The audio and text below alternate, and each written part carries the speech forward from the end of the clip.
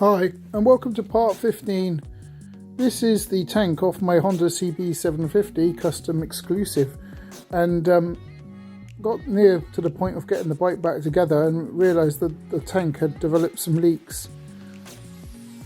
Trying to find a new tank is really difficult, and anything that's for sale is totally beat up and in worse condition, and probably just as rusty as well.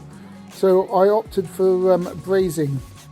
So I took the tank to Lightning Services and they arranged to have it crushed glass blasted and remove all the paint, which you can see is back to bare metal, and all the holes have been brazened with a different type of metal, I'm not sure what.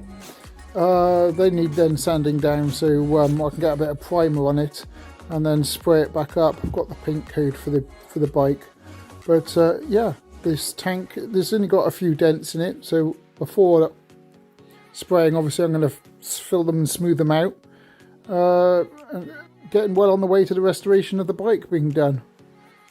Looking forward to spring, I'm thinking, maybe. Well, I hope you like the video, and please like and subscribe. Thanks for watching.